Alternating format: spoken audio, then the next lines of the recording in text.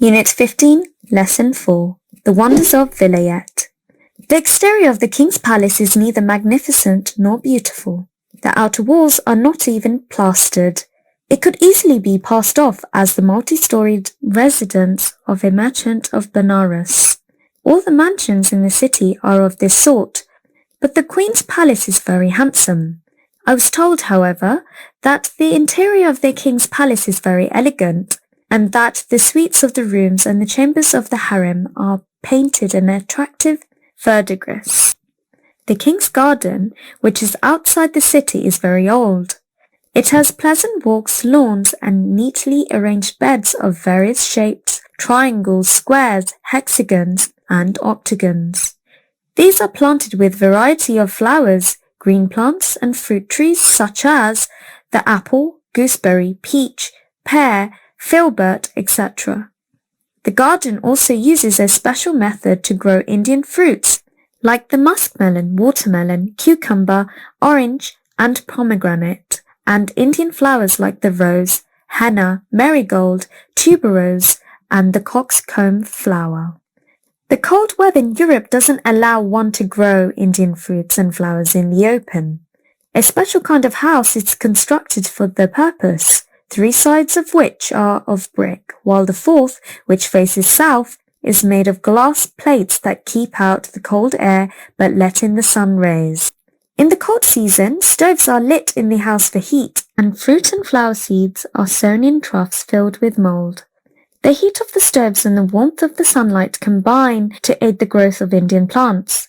European gardeners grow Eastern fruits in this manner and make very good profit, charging as much as 5 rupees for a pomegranate and 3 for a muskmelon.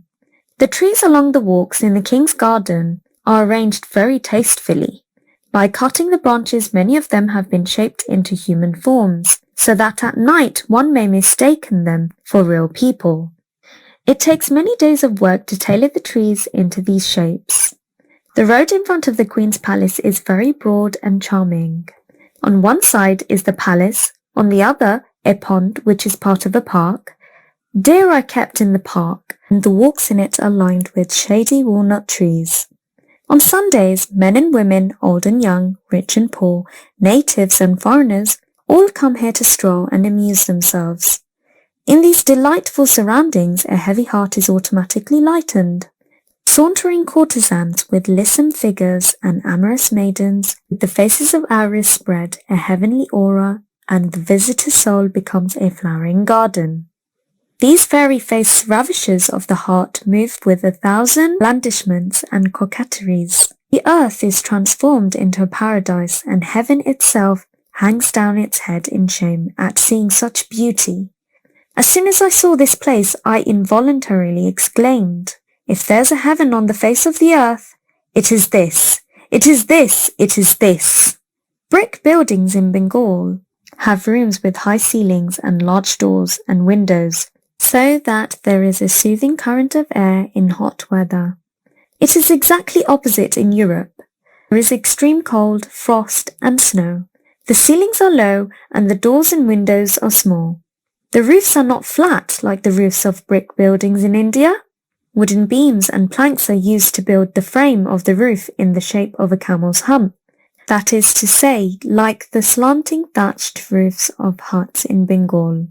But whereas the latter are slightly curved at the end, both slanted halves of European roofs are plain.